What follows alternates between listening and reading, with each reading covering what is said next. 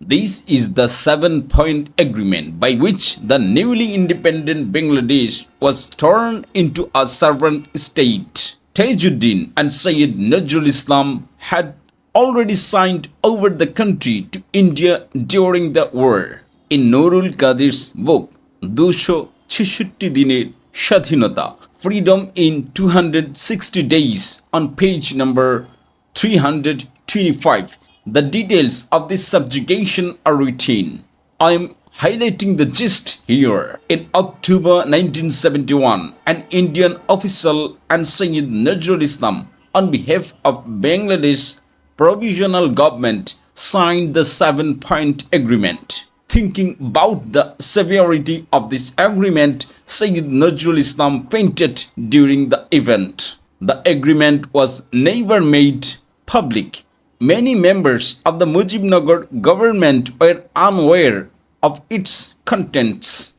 The late Tajuddin Ahmed played a key role.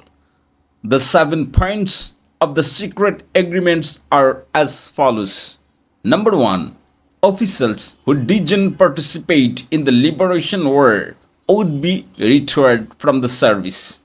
The shortage of the experienced personnel would be felt by the Indian administrative officials. Noticeably, after the independence, several Indian civil service officers began working in Dhaka and other districts as district commissioner DCs.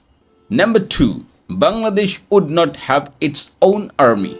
Number 3. To maintain internal law and order, a paramilitary force would be formed, which was later established as the Rakhi Bahini. Indian military officials would train this force.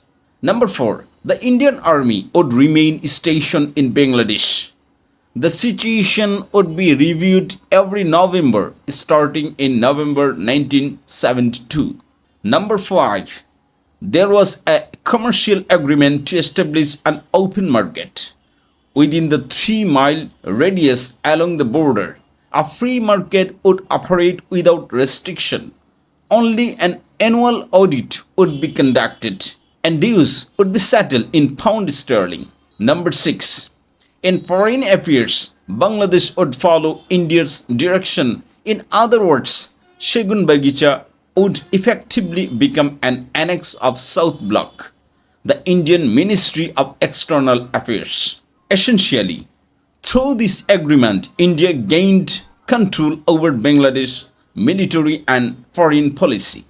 Number 7. The final battle with Pakistan would be led by Indian Army Chief.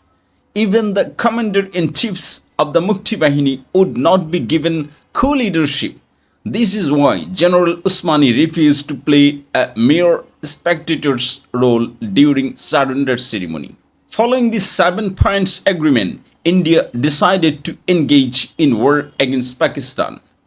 And even now, when the Indian Army celebrates December 16 as Eastern Command Day, it becomes clear what their intentions were.